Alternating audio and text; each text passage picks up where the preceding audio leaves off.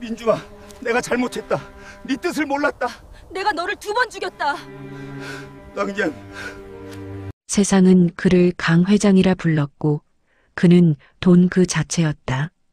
그의 이름 앞에는 언제나 대성그룹 창업주라는 거대한 수식어가 붙어 다녔다.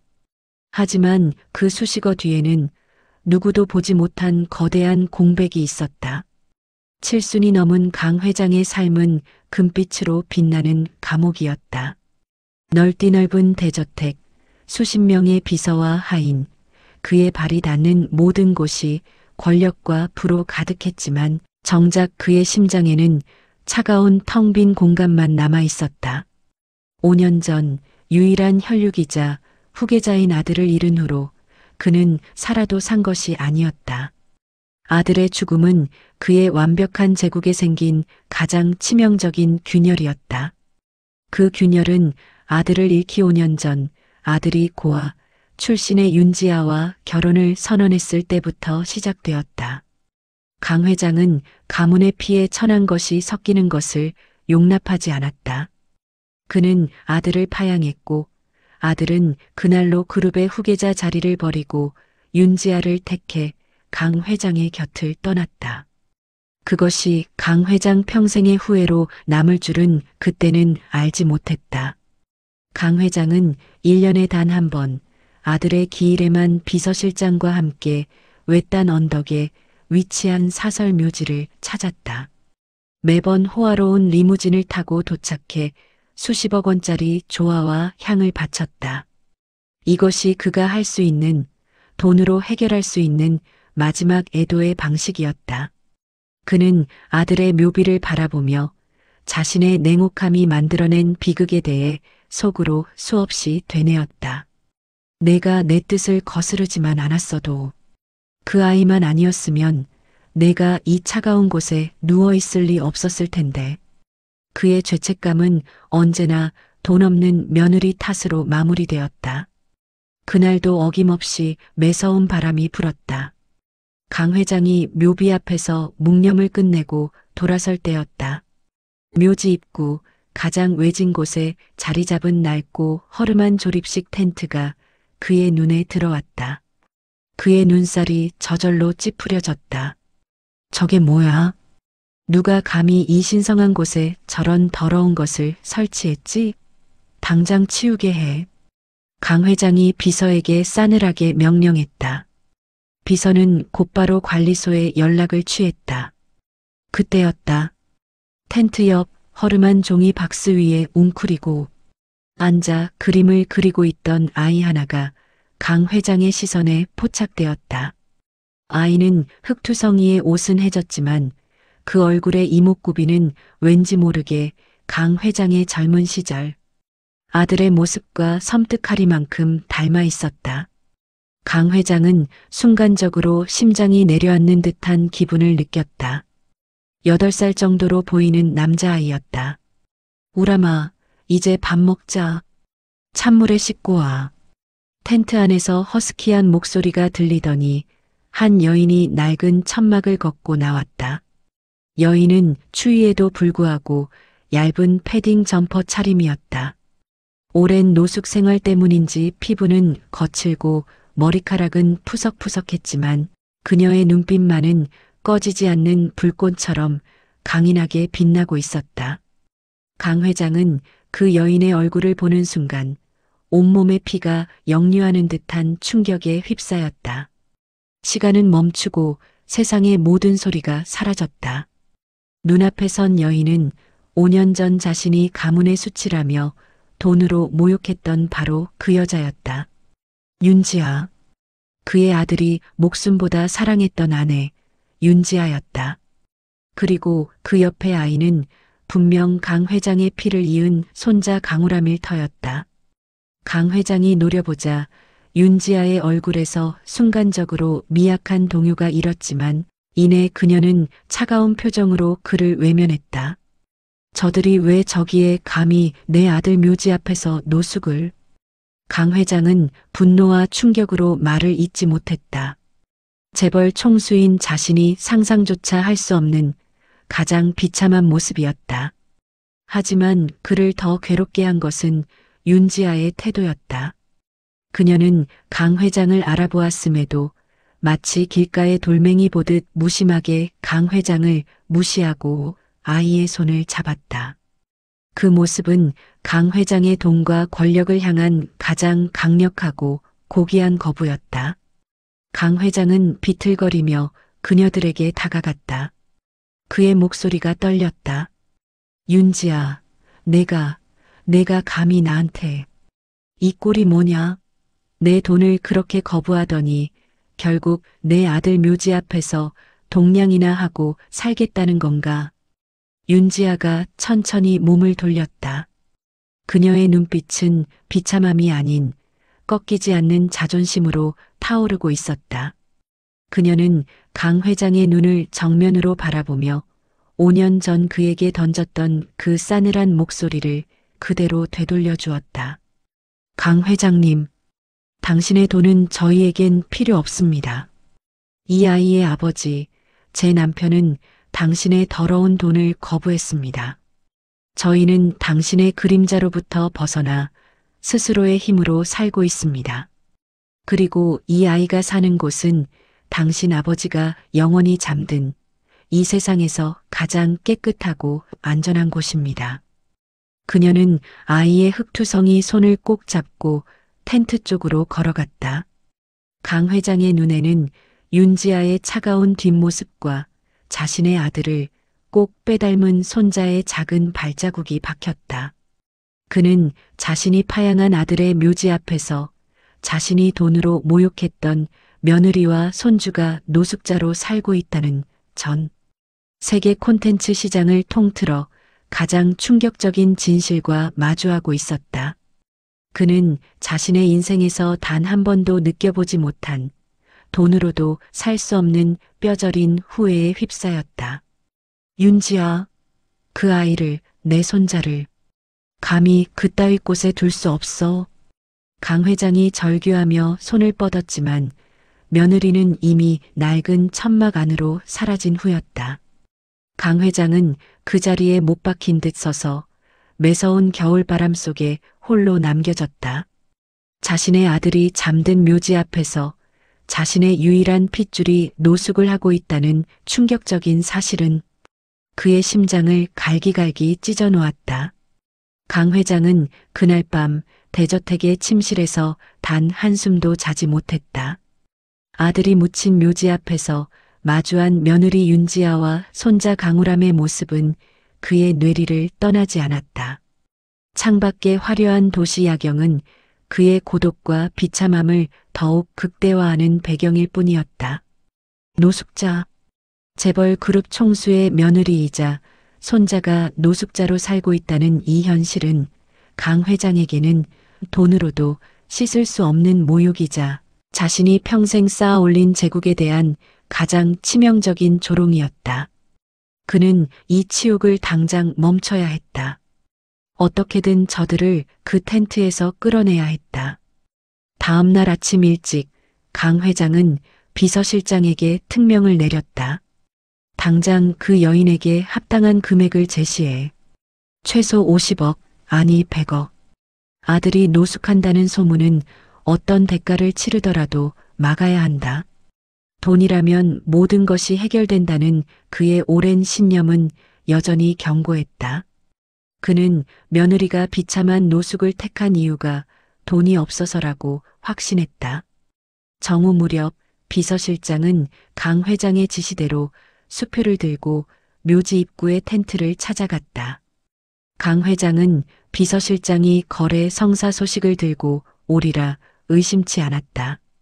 100억이면 가난한 며느리의 인생을 송두리째 바꿀 수 있는 금액이었다. 그러나 비서실장이 돌아왔을 때 그의 표정은 경악 그 자체였다. 그는 강 회장 앞에 서서 조심스럽게 봉투를 내밀었다. 봉투 안에는 강 회장이 지시한 100억 원짜리 수표가 그대로 들어 있었다. 회장님, 윤지아 씨가 수표를 받지 않았습니다. 아니, 아예 만지지도 않으려 했습니다. 강 회장의 귀를 의심했다. 돈을 거부했다고? 100억을? 이 세상에 그런 사람이 존재할 수 있단 말인가. 그는 분노를 넘어선 경악에 휩싸였다. 그의 평생의 법칙이 무너지는 순간이었다. 말도 안 돼. 비서실장, 대체 무슨 헛소리를 짓거리는 건가? 다시 가. 금액을 2배로 올려. 200억이면 되겠지. 비서실장은 안타까운 표정으로 윤지아의 말을 전했다. 윤지아 씨가 그러더군요. 강 회장님의 돈을 거부한 이유는 5년 전이나 지금이나 같습니다. 당신의 돈은 저희 남편, 이 아이의 아버지를 모욕하는 더러운 돈입니다. 당신이 저에게 거액을 쥐어주고 이 아이를 데려가려는 순간 이 아이의 아버지는 또다시 돈 때문에 버려지는 기분을 느낄 겁니다. 제가 이 노숙을 택한 건 이 세상 누구도 남편의 존엄성을 훼손하지 못하게 막는 마지막 방패입니다. 라고요. 강 회장은 충격으로 몸이 휘청거렸다. 그의 돈이 모욕이라고? 더러운 돈이라고? 그의 심장에 날카로운 비수가 꽂히는 듯했다. 윤지아는 노숙이라는 극단적인 고통을 감수하면서까지 강 회장이 파양했던 아들의 자존심을 지키고 있었던 것이다. 강 회장의 마음속에는 처음으로 돈으로 살 수 없는 가치에 대한 의문이 싹트기 시작했다. 그는 평생을 오직 대성그룹이라는 왕관을 지키기 위해 살았고 그 왕관 아래에서는 모든 것이 돈으로 계산 가능했다. 하지만 며느리는 그 모든 계산을 부수고 있었다. 강 회장은 비서실장을 물린 후 아무도 모르게 다시 묘지를 찾았다. 이번에는 리무진도 비서도 없이 검은 모자와 마스크로 얼굴을 가린 채였다. 그는 멀리서 텐트 주변을 서성이는 윤지아와 강우람을 관찰했다. 윤지아는 주변에서 버려진 나무를 모아 불을 피우고 강우람은 그녀의 곁에서 낡은 책을 읽고 있었다. 아이는 추위에도 아랑곳하지 않고 책 속의 이야기에 깊이 몰두한 듯 보였다. 강 회장은 멀리서 손자의 해진 옷과 맑은 눈빛을 번갈아 보며 숨을 멈췄다. 그의 아들이 살아있을 때 늘 자신에게 보여주던 총명함이 그 아이에게 그대로 깃들어 있었다. 그때 윤지아가 기침을 심하게 하기 시작했다. 그녀는 찬 공기 속에서 연신 마른 기침을 토해냈고 기침을 멈추기 위해 가슴을 움켜쥐었다. 강 회장은 그 모습을 보고 순간적으로 온몸에 소름이 돋았다. 그녀의 기침 소리는 결코 단순한 감기가 아니었다. 장기간의 영양 부족과 혹독한 노숙 환경이 만들어낸 병색이 역력했다. 강우람이 어머니에게 다가왔다. 엄마, 괜찮아? 내가 덮고 있던 담요 줄까? 이럴 땐 아빠가 사준 그 곰돌이 인형을 안고 자면 덜 아팠는데. 강우람의 말에 윤지아가 아이의 머리를 쓰다듬으며 힘겹게 웃었다. 괜찮아, 우람아. 곰돌이 인형은 이제 없잖아. 엄마는 내가 옆에 있어서 하나도 안 아파. 자, 우리 이제 밥 먹자. 오늘은 특별히 뜨끈한 수프를 한다. 그녀가 텐트 안에서 꺼낸 것은 작은 캔에 담긴 통조림 수프였다. 그 비참한 식사를 보며 강 회장의 심장이 아파왔다. 자신이 하룻밤에 쓸 수 있는 식사 비용이면 저들이 한 달은 따뜻하게 지낼 수 있을 텐데. 강 회장은 결국 참지 못하고 텐트 쪽으로 성큼성큼 걸어갔다. 그의 분노는 이제 돈을 거부한 며느리가 아닌 자신의 돈과 권력으로도 해결할 수 없는 이 비극적인 상황 자체를 향했다. 윤지아, 넌 대체 무슨 생각으로 내 아들을 이 지경으로 만들고 있는 거냐? 돈은 치료를 할 수 있고 밥을 먹일 수 있어. 내 고집 때문에 내 손자가 죽어가도 상관없다는 거냐? 강 회장의 외침에 윤지아는 잔뜩 경계하는 눈빛으로 돌아섰다. 그녀의 눈빛은 마치 맹수가 자신의 새끼를 지키려는 듯 날카로웠다.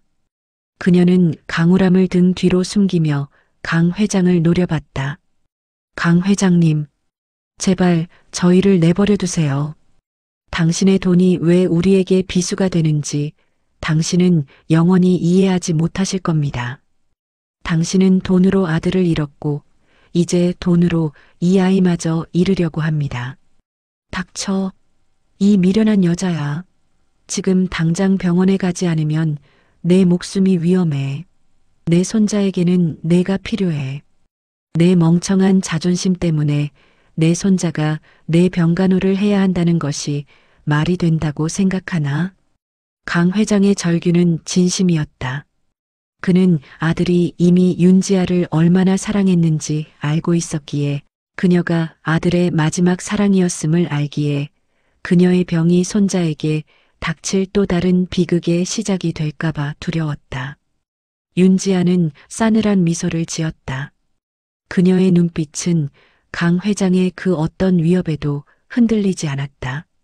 저희는 이미 당신에게서 모든 것을 잃었습니다. 이제 더 이상 잃을 것도 두려울 것도 없습니다. 제가 당신의 돈을 거부하는 이유는 이 세상에 돈보다 소중한 것이 있다는 것을 이 아이에게 가르쳐 주기 위함입니다. 그녀는 강우람을 바라보며 말했다. 사랑하는 우리 아들, 우리는 혼자가 아니야. 아빠가 우리를 지켜보고 계셔. 강 회장은 무너졌다. 이 세상 누구도 돈을 거부할 수 없다고 믿었던 그에게 윤지아는 가장 강력한 방식으로 그의 신념을 부수고 있었다. 그는 윤지아가 돈을 거부하는 진짜 이유를 아직 이해하지 못하고 있었다. 그는 며느리의 숭고한 희생을 멍청한 자존심이라고 오해하며 그들의 비극을 더 심화시키고 있었다. 이 돈과 자존심 그리고 사랑의 팽팽한 대립은 이제 돌이킬 수 없는 파국을 향해 치닫고 있었다. 강 회장은 돈과 권력이 무용지물이 되는 경험을 처음으로 했다.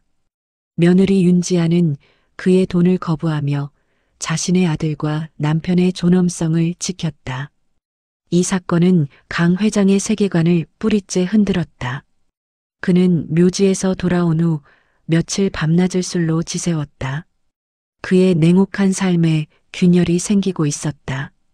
비서실장, 내 아들 강민준이 죽기 전에 남긴 것이 없나? 단 하나의 메모라도 좋아. 윤지아에게 보낸 편지, 하다못해 그의 일기라도. 강 회장은 비서실장에게 5년 전 아들이 세상을 떠났을 때 봉인해 두었던 모든 유품을 찾아오라고 명령했다. 강 회장은 아들을 파양한 후 아들의 흔적을 모두 지워버렸지만 비서실장은 혹시 모를 일에 대비해 그의 개인 물품 일부를 몰래 보관하고 있었다. 비서실장은 지하 금고 깊숙한 곳에서 아들 민준의 낡은 서류 가방 하나를 꺼내 강 회장 앞에 조심스럽게 내려놓았다. 강 회장은 떨리는 손으로 가방을 열었다. 먼지 냄새와 함께 아들의 채취가 느껴지는 듯했다. 가방 안에는 민준이 윤지아에게 써보냈던 수많은 연애 편지와 함께 단 하나의 봉인된 USB 메모리가 들어있었다. USB 표면에는 민준의 필체로 이렇게 쓰여 있었다. 아버지께 내가 죽으면 이 파일을 열어주세요. 강 회장은 급히 비서실장에게 파일을 열게 했다. 파일은 민준의 마지막 기록이라는 제목의 짧은 영상이었다. 영상 속의 민준은 병색이 완연했지만 눈빛만은 강인했다. 영상은 그가 교통사고로 세상을 떠나기 불과 몇 주 전에 촬영된 것이었다. 아버지, 제가 윤지아와 결혼했을 때 당신은 저를 파양했습니다. 저는 당신의 결정이 얼마나 힘드셨을지 압니다. 하지만 제가 윤지아를 선택한 것은 사랑 때문이 아니었습니다. 적어도 전부는 아닙니다. 영상 속 아들의 예상치 못한 고백에 강 회장은 숨을 멈췄다. 저희 가문에는 대를 이어 전해지는 희귀한 유전병이 있다는 것을 아버지는 알고 계셨죠. 당신은 저에게서 그 병이 발현되었을 때 이 병이 외부에 알려지는 것을 막기 위해 모든 의료 기록을 조작했습니다. 그리고 저의 유전자를 물려받을 후손을 원하지 않으셨습니다. 강 회장의 얼굴은 핏기가 가셨다. 맞았다. 대성그룹의 이미지에 치명타가 될 수 있는 이 병의 존재를 그는 극비에 붙이고 있었다. 그는 아들의 병이 외부에 알려져 그룹의 주가에 영향을 미치거나 후손에게까지 이어지는 것을 막으려 했다. 민주는 담담하게 말을 이었다. 그래서 저는 윤지아를 지키기 위해 당신의 파양 결정을 받아들였습니다. 당신의 아들로 남는다면 저의 병력과 가문이 어두운 그림자가 윤지아에게까지 이어질 것이 두려웠습니다. 저는 가난하고 배경 없는 그녀를 당신의 영향력 밖으로, 강 회장의 며느리라는 족쇄 밖으로 빼내고 싶었습니다. 파양은 저의 가장 큰 효도이자 그녀를 위한 마지막 배려였습니다. 강 회장의 머리가 세차게 흔들렸다. 그는 아들을 파양한 이유가 아들이 재벌가의 위신을 떨어뜨리는 천한 여자를 택했기 때문이라고 5년 내내 오해하고 있었다. 하지만 아들의 마지막 선택은 사실 사랑하는 여인을 지키기 위한 아버지로서의 희생이었고, 파양은 아버지의 결정이 아닌 아들 자신의 자발적인 선택이었던 것이다.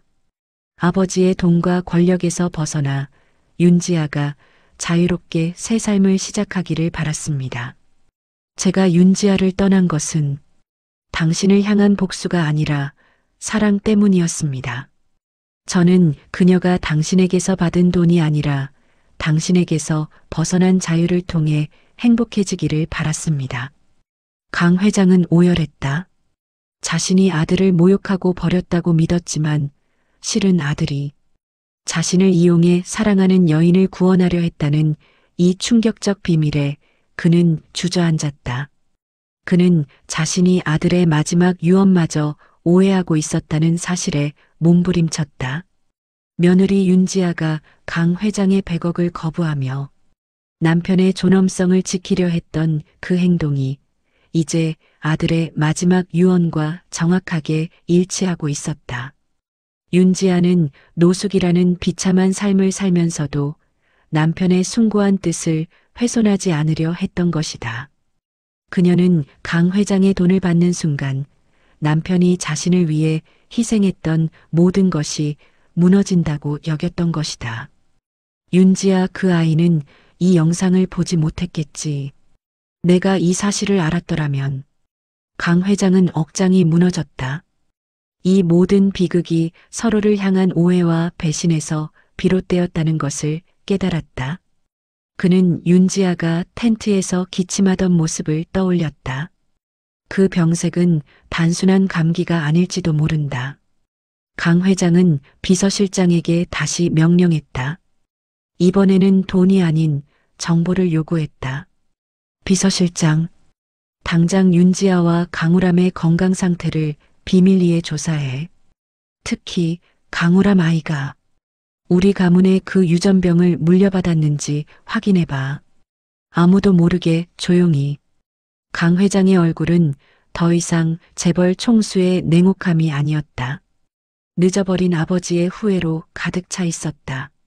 만약 손자가 아버지를 따라 그 병을 앓고 있다면, 그리고 며느리가 그 사실을 알고도 그의 돈과 도움을 거부하고 있다면, 그는 더 이상 지체할 수 없었다. 아들의 마지막 유언을 지키기 위해서라도 손자를 구해야 했다.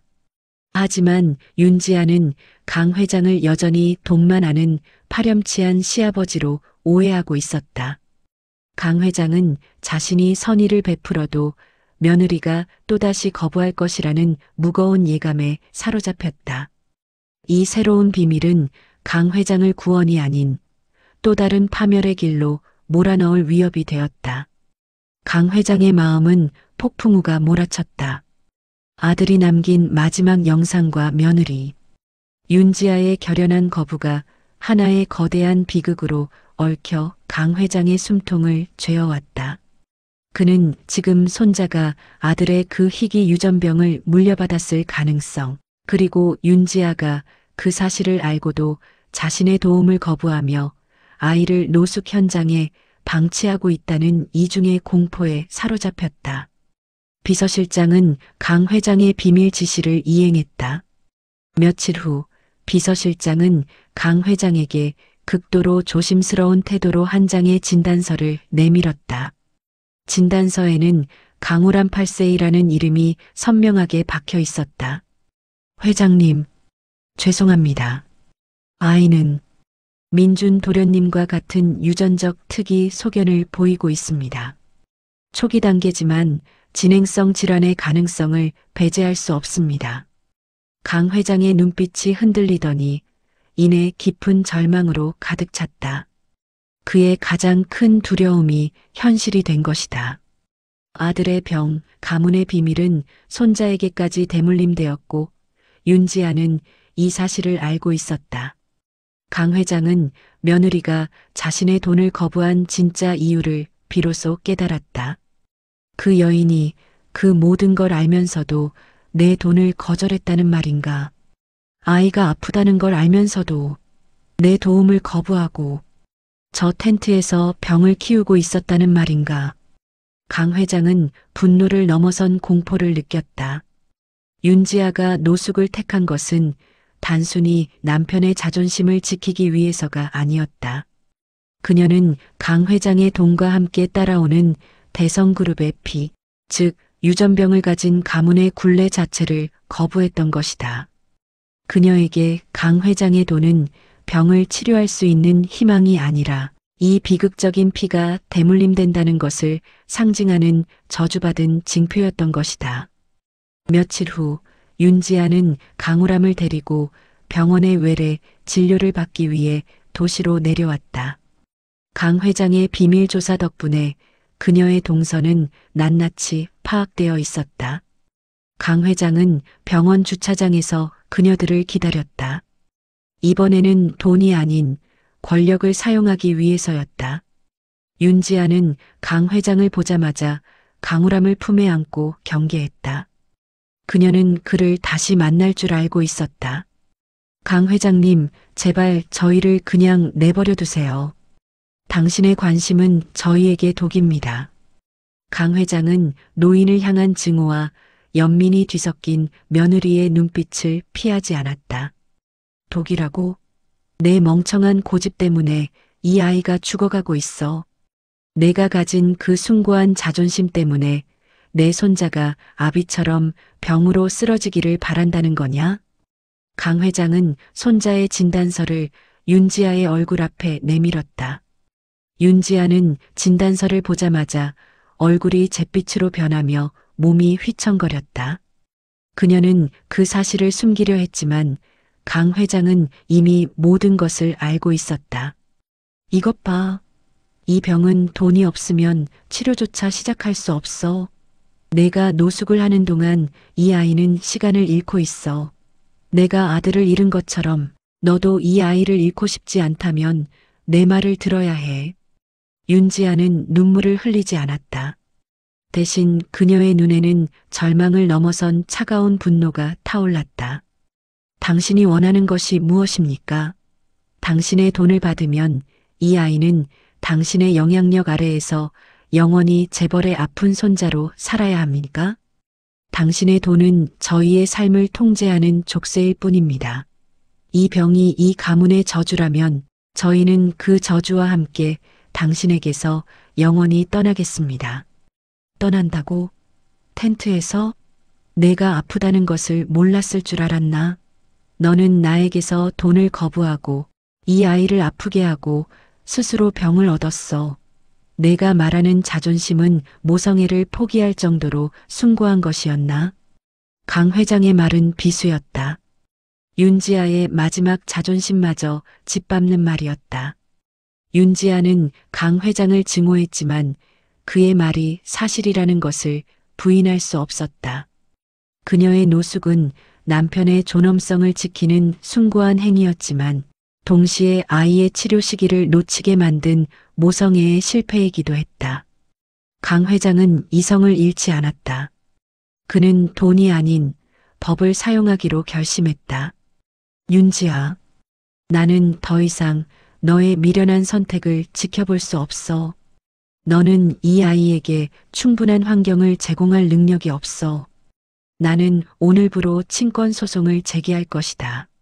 내가 내 돈을 거부하는 한 나는 이 아이의 친할아버지로서 모든 법적 권한을 동원해 아이를 보호할 것이다. 내가 원하든 원치 않든 이 아이는 오늘부터 내 아들이다.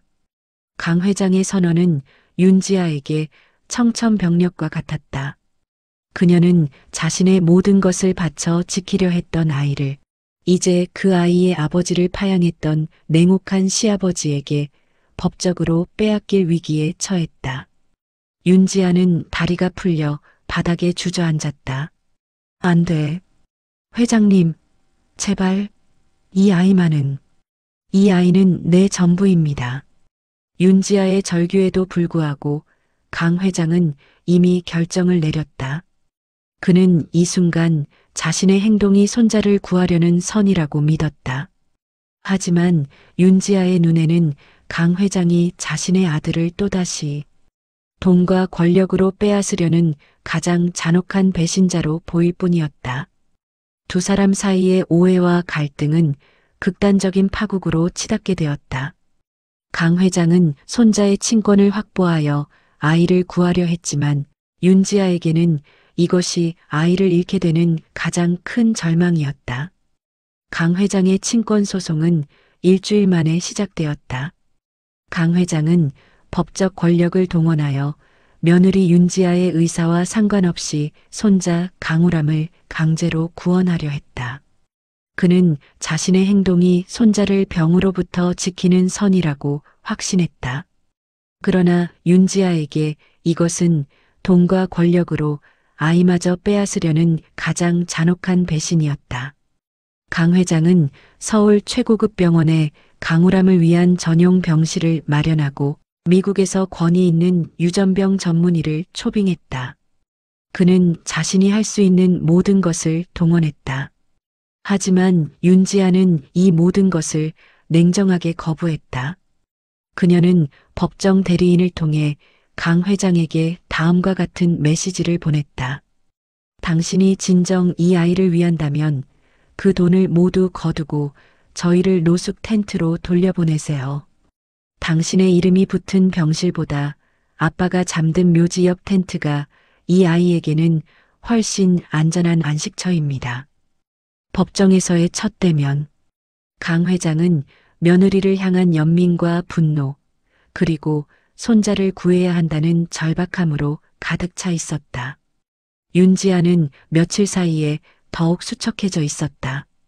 하지만 그녀의 눈빛은 절대로 굴복하지 않았다.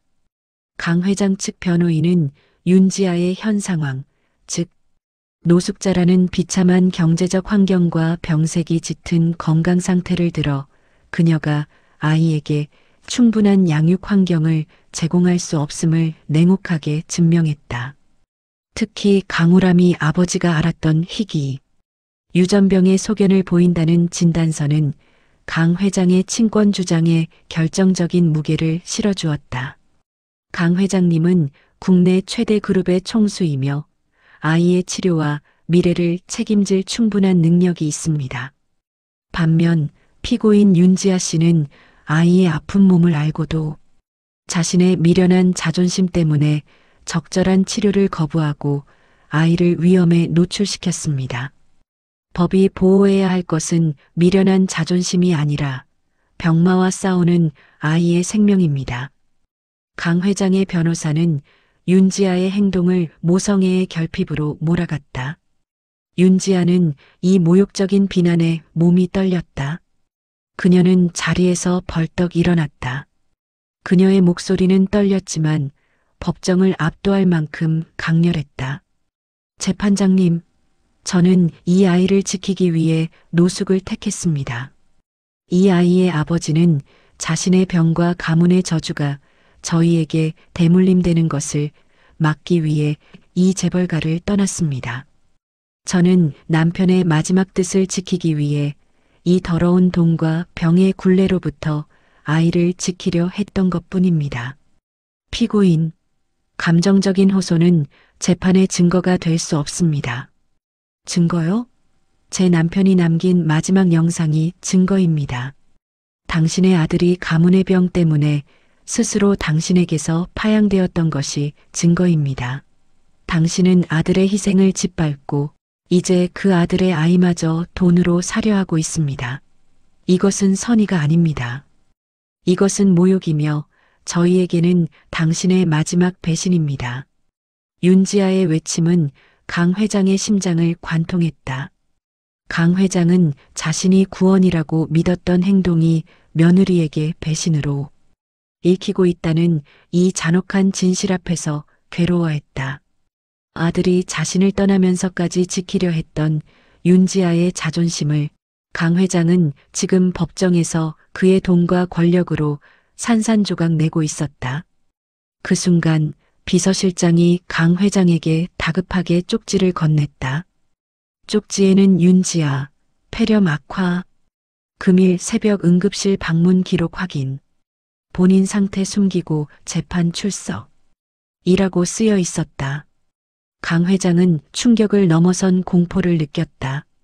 며느리가 그 심한 기침을 하면서도 아이를 빼앗기지 않기 위해 자신의 치명적인 병을 숨기고 법정에 나온 것이다. 그녀에게 아이는 삶의 전부였고 강 회장은 그 전부를 빼앗으려는 악마였다. 강 회장은 윤지아를 구해야 한다는 본능적인 충동에 사로잡혔다. 그는 윤지아가 아이의 친권을 지키려다 자신의 목숨까지 잃을 수 있음을 깨달았다. 그는 변호인에게 다가가 무언가를 속삭였다. 잠시 후 강 회장 측 변호사가 재판장에게 말했다. 재판장님, 원고 강 회장은 피고인 윤지아 씨의 건강 상태가 극도로 악화된 것을 확인했습니다. 강 회장은 아이의 친권 주장 이전에 아이의 어머니를 구할 의무가 있다고 판단했습니다. 따라서 원고 강 회장은 금일 소송을 잠정적으로 취하하고 피고인 윤지아 씨의 치료를 지원할 것을 요청합니다. 그녀가 건강을 되찾은 후 다시 논의할 수 있기를 바랍니다. 법정은 술렁였다. 재벌 회장의 돌연한 소송 취하는 아무도 예상치 못한 반전이었다. 강 회장은 윤지아를 바라봤다. 이제 그는 돈으로 그녀를 협박하는 것이 아니라 그녀의 목숨을 구원하려 했다. 하지만 윤지아는 강 회장의 선심에 격렬하게 반응했다. 취하요? 회장님, 당신은 제 목숨을 담보로 이 아이를 영원히 당신의 통제하에 두려는 겁니까? 제가 아파서 쓰러지는 순간 당신은 다시 소송을 제기할 거 아닙니까? 저는 당신의 돈으로 구원받고 싶지 않습니다. 이 아이를 돌려주세요. 당장. 그녀는 분노와 절망으로 가득 찬 눈으로 강 회장을 노려보았다. 그녀의 눈에는 강 회장의 일시적인 선행조차도 결국 자신을 굴복시키려는 치밀한 술책으로 보일 뿐이었다. 강 회장은 며느리를 구하려 했지만 이 행동마저도 며느리에게는 또 다른 형태의 배신으로 읽혔다. 두 사람 사이의 오해의 골은 더욱 깊어졌다. 강 회장은 며느리의 분노와 거부에 무력함을 느끼며 자신이 돈으로도 법으로도 이 비극을 끝낼 수 없음을 깨달았다. 친권 소송을 잠정 취하했지만 강 회장의 구원 시도는 며느리 윤지아에게 철저히 배척당했다. 윤지아는 병원 치료도 거부하고 다시 아들이 잠든 묘지 옆 낡은 텐트로 돌아갔다. 그녀는 강 회장의 모든 행동을 아이에 대한 통제권을 얻으려는 계략으로만 여겼다. 강 회장의 선의는 그녀의 깊은 오해 속에서 좌절되었다. 강 회장은 법정에서 받은 쪽지를 꺼내 다시 읽었다. 윤지아, 폐렴 악화. 그는 자신의 돈과 권력이 한 사람의 생명조차 구할 수 없다는 무력감에 휩싸였다. 그는 다시 아들의 유품이 든 서류 가방을 열었다. 아들의 마지막 영상 외에 가방 깊숙한 곳에서 낡고 해진 작은 수첩 하나가 더 발견되었다. 그것은 아들 강민준이 윤지아와 결혼하기 전부터 써왔던 사랑의 기록이었다. 강 회장은 떨리는 손으로 수첩을 펼쳤다. 민주는 수첩에 윤지아를 처음 만났던 순간부터 그녀가 자신의 불우한 어린 시절에도 불구하고 얼마나 밝고 강인하게 살았는지에 대한 기록을 남겼다. 특히 한 페이지에는 강 회장이 며느리에게 씌웠던 돈 때문에 아들에게 접근했다는 오해를 산산조각 낼 만한 내용이 적혀 있었다.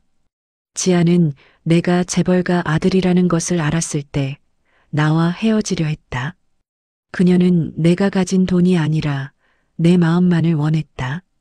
그녀는 나에게서 단 한 푼도 바라지 않았고 오히려 내가 가진 모든 특권을 부담스러워했다. 그녀는 돈이 아닌 내 영혼을 사랑했다. 강 회장은 그제야 자신이 며느리의 숭고한 진심을 평생 동안 돈을 탐내는 천박함으로 깎아내렸음을 깨달았다. 그는 자신의 오만과 편견이 아들의 존엄성과 며느리의 사랑을 얼마나 잔인하게 짓밟았는지 깨달았다. 자신이 돈으로 모든 것을 살 수 있다고 믿었던 그 순간들이 가장 소중한 것을 잃게 만드는 파멸의 시작이었다. 수첩의 마지막 장에는 강 회장이 파양을 선언한 날의 기록이 적혀 있었다. 아버지께 파양당했다. 아버지는 내가 가문의 이름을 더럽혔다고 했다. 하지만 나는 슬프지 않다. 나는 오히려 감사하다. 이제 나는 강 회장의 아들이 아닌 윤지아의 남편으로 살 수 있게 되었다. 나는 아버지의 그림자 밖에서 윤지아를 더 온전히 지킬 수 있다. 강 회장은 무릎을 쳤다. 그는 자신의 분노가 아들의 자발적인 선택을 가렸음을 인정했다. 아들은 자신을 원망하지 않았다. 오히려 자신을 이용하여 사랑하는 사람을 지키려 했다.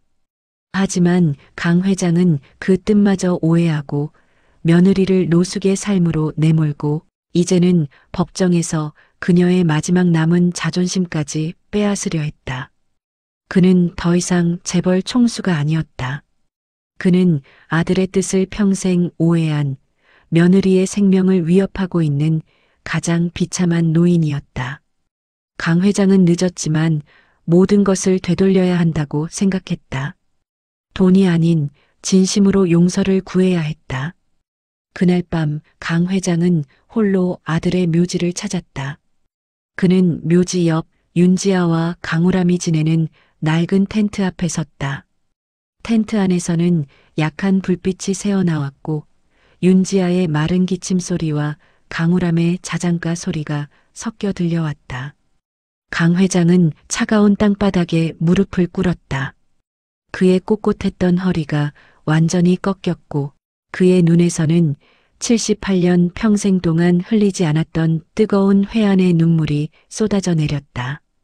그는 아들과 며느리, 손주에게 속죄하며 오열했다. 민준아, 내가 잘못했다. 내 뜻을 몰랐다. 내 아내를, 내 아이를. 내가 지키지 못했다. 내가 너를 2번 죽였다. 그의 오열은 텐트 안으로 고스란히 전달되었다. 텐트 안의 불빛이 순간적으로 꺼졌다. 윤지아가 천천히 텐트 문을 열고 나왔다. 그녀는 차가운 밤 공기 속에서 무릎 꿇고 있는 강 회장의 모습을 무심하게 내려다보았다. 그녀의 얼굴은 병색이 짙었지만 그녀의 눈빛은 흔들림이 없었다. 강 회장님, 무슨 일이십니까? 또 저희를 돈으로 위협하러 오셨습니까? 강 회장은 고개를 들지 못했다. 그는 흙바닥에 이마를 박으며 말했다. 그의 목소리는 늙고 병든 노인의 울부짖음이었다. 윤지아, 내가 당신에게 한 모든 일이 잘못이었소. 내 오만과 편견이 당신과 민준이를 이 비극으로 몰아넣었소. 당신의 그 자존심이 왜 숭고한지 이제야 깨달았소. 돈이 아닌 민준이의 사랑을 지키려 했던 당신의 마음을 내가 이제야 알았소. 강 회장은 아들의 수첩을 윤지아에게 건넸다. 윤지아는 수첩을 받고 천천히 글귀를 읽어내려갔다. 남편의 진심과 아버지를 향한 그의 복합적인 감정들이 묻어 있었다. 윤지아의 차갑던 눈가에 마침내 뜨거운 눈물이 맺혔다. 남편의 마지막 진심을 알게 된 그녀는 그제야 자신의 모든 고통이 헛되지 않았음을 확인했다. 저는 이제 돈으로 당신을 모욕하지 않겠소. 법으로도 당신을 위협하지 않겠소. 나는 이제 당신에게 재벌 회장이 아니오. 그저 늦게 후회하는 아버지일 뿐이요. 당신의 병을, 강우람의 병을 당신이 원한다면 돈이 아닌 당신의 가족으로서 곁에서 돌보고 싶소? 나에게 늦었지만 속죄할 기회를 주시오. 강 회장은 흙바닥에 무릎 꿇고 진심으로 용서를 구했다. 그는 자신의 모든 권위와 오만을 버린 상태였다. 윤지아는 강 회장의 진심을 확인했지만 수년간의 고통과 오해는 쉽게 사라지지 않았다. 그녀는 강 회장을 내려다보며 결코 쉽지 않은 선택을 앞에 두고 서 있었다. 돈이 아닌 가족의 이름으로 이어진 새로운 갈등이 시작된 것이다. 강 회장이 묘지 앞에서 무릎을 꿇고 통곡한 밤 이후 며느리 윤지아의 마음속에도 변화가 일었다. 그녀는 남편 강민준이 남긴 수첩을 밤새 읽었다. 남편의 깊은 사랑과 자신을 재벌가의 굴레와 유전병의 그림자로부터 지키려 했던 그의 숭고한 희생을 이해했다. 그리고 강 회장의 눈물에서 그녀는 재벌 총수가 아닌 아들을 잃은 아버지의 진심을 보았다. 하지만 용서는 쉽게 허락되지 않았다. 수년간 노숙 생활을 감수하며 지켜온 자존심과 그 고통의 시간들이 윤지아의 마음속에 여전히 단단한 벽을 쌓고 있었다. 그녀는 강 회장을 찾아왔다. 이번에는 묘지가 아닌 강 회장의 대저택 정원이었다. 윤지아는 강 회장의 앞에 서서 단호하게 말했다. 그녀는 여전히 병색이 짙었지만 그녀의 목소리에는 흔들림이 없었다. 강 회장님, 당신의 진심은 확인했습니다. 제 남편이 당신에게서 파양되는 길을 택한 이유, 그리고 제가 당신의 돈을 거부했던 이유가 모두 가족의 존엄성 때문이었다는 것을 깨달았을 것입니다. 하지만 당신이 무릎 꿇고 용서를 구한 그 행동이 지금 당장 저의 수년간의 고통을 씻어줄 수는 없습니다. 강 회장은 고개를 숙인 채 조용히 그녀의 말을 들었다. 그는 이제 며느리를 향해 명령하거나 위협하지 않았다. 당신이 진정으로 이 아이의 할아버지가 되고 싶다면, 그리고 저의 병과 이 아이의 병을 치료해주고 싶다면 당신이 가진 돈과 권력을 모두 내려놓으십시오. 저는 당신의 비서가 주는 수백억 원이 필요하지 않습니다. 저는 당신의 재벌 회장이라는 이름표가 붙은 최고급 병실도 원치 않습니다. 윤지아는 강 회장의 눈을 정면으로 바라보며 자신의 조건을 내걸었다. 당신이 이 아이의 할아버지가 되고 싶다면 돈이 아닌 아버지의 마음을 보여주십시오. 대성그룹 경영에서 완전히 물러나 당신의 손자가 아픈데도 외면했던 그 시간을 속죄하십시오. 저와 이 아이에게 필요한 것은 돈으로 살 수 없는 가족입니다. 당신이 그 이름을 증명해 보인다면 그때 당신을 아버지로 받아들이겠습니다. 강 회장은 충격에 휩싸였다. 윤지아는 그에게 대성그룹 총수라는 평생의 왕관을 내려놓으라고 요구한 것이다. 그에게 돈과 권력은 자신의 존재 이유나 다름없었다. 하지만 강 회장은 아들의 마지막 유언을 떠올렸다. 아들이 자신에게서 벗어나 자유롭기를 바랐듯이 며느리는 자신이 가진 모든 것을 내려놓기를 요구하고 있었다. 윤지아, 알겠소. 당신의 뜻대로 하겠소. 나는 내 평생의 수겁을 버리겠소. 당신과 강우라미를 위해 대성그룹 경영에서 손을 떼겠소. 돈으로 해결하려 했던 나의 과거를 속죄하겠소. 그날 오후 대성그룹 창업주 강 회장 정격 은퇴 선언이라는 기사가 전 세계를 뒤흔들었다. 이 소식은 돈으로만 세상을 움직이던 강 회장이 모든 것을 내려놓고 오직 가족을 선택했다는 충격적인 선언이었다. 강 회장은 최고급 병실이 아닌 아담하고 따뜻한 일반 주택을 마련했다. 그리고 그룹의 회장이 아닌 할아버지의 이름으로 윤지아와 강우람의 곁으로 갔다. 그는 매일 아침 윤지아를 위해 직접 쓴 죽을 끓여주었고 강우람에게는 그가 그토록 원했던 낡은 곰 인형을 새로 사주었다. 강 회장은 강우람의 학교에 찾아가 아이를 기다렸고 흙투성이가 된 아이의 손을 직접 씻겼다. 그는 생애 처음으로 돈 한 푼 없이 오직 자신의 몸과 마음으로 가족이라는 관계를 맺어갔다. 윤지아는 여전히 강 회장에게 아버지라는 호칭을 쓰지 않았지만 그의 진심을 믿기 시작했다. 강 회장은 강우람의 병에 대해 철저히 공부했고 윤지아의 폐렴 치료를 돕기 위해 헌신했다. 며칠 후 윤지아는 강 회장이 끓여준 죽을 먹고 힘겹게 말했다. 고맙습니다. 회장님, 이 죽은 따뜻합니다. 그것은 강 회장에게 100억 원을 받은 것보다 훨씬 더 값진 인정이었다. 윤지아가 그를 회장님이라고 불렀지만 그녀의 눈빛 속에는 이제 증오가 아닌 희미한 연민과 감사함이 깃들어 있었다. 윤지아는 마침내 강 회장의 제안을 받아들여 병원 치료를 시작했다. 강 회장은 병실 밖에서 밤새 간병하며 며느리의 쾌유를 빌었다.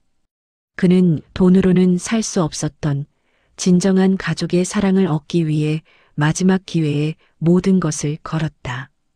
이제 강 회장은 돈과 권력이 아닌 가족의 회복을 위해 처절하게 속죄하며 살고 있었다.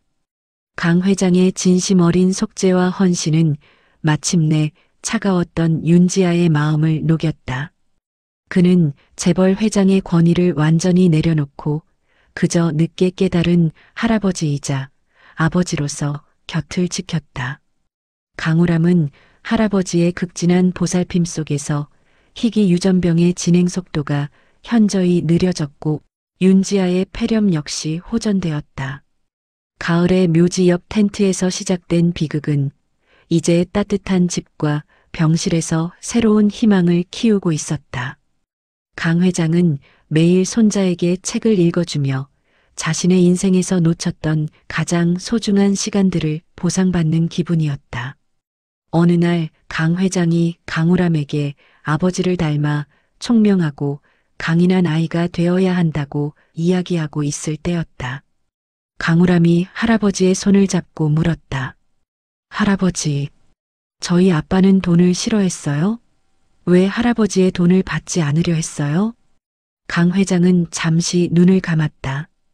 그는 이제 손자에게 돈이 세상의 전부가 아니라는 것을 가르쳐 줄 수 있었다.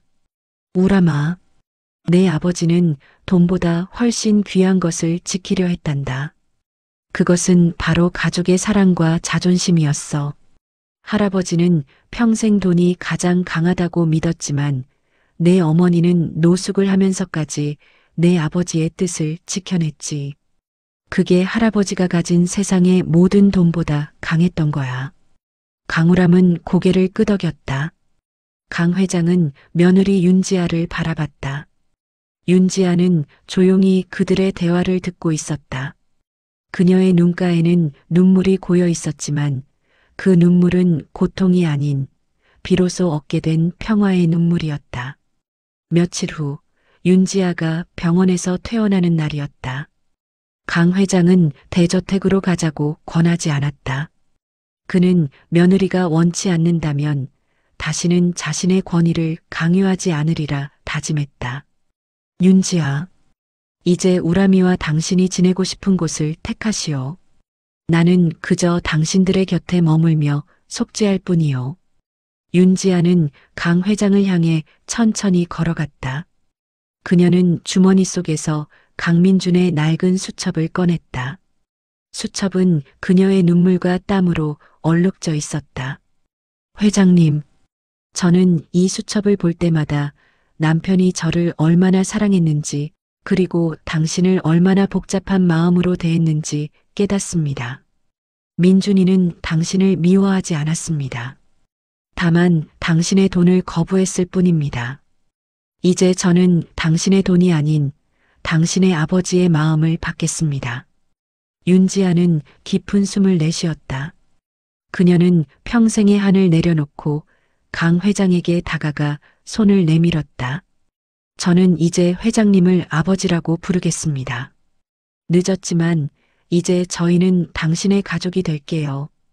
강 회장은 그 말을 듣는 순간 온몸에 힘이 풀렸다. 아버지라는 단어는 그가 평생 회장님이라는 호칭 뒤에 숨기려 했던 가장 간절한 울림이었다. 그는 며느리의 손을 잡고 소리 없이 오열했다. 그에게는 100조 원의 그룹 가치보다 이 아버지라는 호칭이 가장 값진 유산이었다. 강 회장은 모든 것을 정리했다. 그는 그룹의 경영권을 전문 경영인에게 완전히 넘겼다. 그의 모든 재산은 강우람의 희귀병 치료를 위한 공익재단 설립에 쓰기로 결정했다. 그는 손자 강우람에게 대성그룹이라는 이름이 아닌 돈보다 사랑이 강하다는 새로운 가치를 물려주려 했다. 강 회장은 윤지아와 강우람과 함께 아들이 잠든 묘지 근처에 작은 집을 짓고 살기로 했다. 그 집은 호화롭지 않았지만 햇살이 잘 드는 따뜻한 곳이었다. 그들은 매일 아침 함께 아들의 묘지를 찾아 인사했다. 몇 년 후 강우람은 병을 이겨내고 건강하게 성장했다. 강 회장은 여전히 강우람의 곁에서 할아버지로서 행복한 여생을 보내고 있었다. 하지만 그에게는 아직 마지막 숙제가 남아 있었다. 강 회장은 자신의 인생을 돌아보며 윤지아에게 말했다. 아버지라고 불러줘서 고맙다. 지아, 이제 내가 해야 할 마지막 숙제가 하나 남았단다. 무엇인가요, 아버지? 윤지아가 이제는 자연스러운 목소리로 그를 아버지라 불렀다. 우람이에게 내 아버지가 남긴 영상 파일을 보여줄 때가 된 것 같구나. 민준이가 왜 아버지를 떠났는지, 왜 자신의 삶을 희생했는지 그 아이가 알아야 해. 그리고 이 가문의 병의 비밀도 우람이에게는 숨기지 않고 진실을 알려주어야 해. 강 회장은 아들의 마지막 기록이 담긴 USB 메모리를 만지작거렸다. 윤지아는 그 말에 잠시 멈칫했다. 아들의 희생을 통해 지켜낸 평화가 다시금 또 다른 세대에게 비밀의 짐으로 전가될지도 모른다는 불안감이 엄습했다. 윤지아는 강 회장의 손을 잡았다. 아버지, 그 진실은 이 아이에게 가장 큰 상처가 될 수도 있습니다. 강우람이 그 비밀을 감당할 수 있을까요? 그리고 그 비밀이 우리 가족에게 또 다른 비극을 가져오지는 않을까요? 강 회장의 눈빛은 단호했다. 사랑하는 지아, 진정한 가족은 비밀을 숨기는 것이 아니라 진실을 함께 감당하는 것이란다. 나는 이제 더 이상 돈으로 문제를 해결하지 않아. 하지만 진실로 문제를 직면해야 할 때가 온 거지. 우람이가 진실을 알았을 때 우리의 이 평화가 영원할 수 있을지 이제는 우람이의 선택에 달려 있단다. 강 회장의 말과 함께 윤지아의 얼굴에 깊은 그림자가 드리웠다. 강우람에게 알려질 가문의 비밀과 아버지의 희생은 이 새로운 가족의 평화에 어떤 영향을 미칠 것인가? 모든 것을 용서하고 얻은 가족의 사랑 뒤에 다음 세대가 감당해야 할 또 다른 시련이 시작되고 있었다.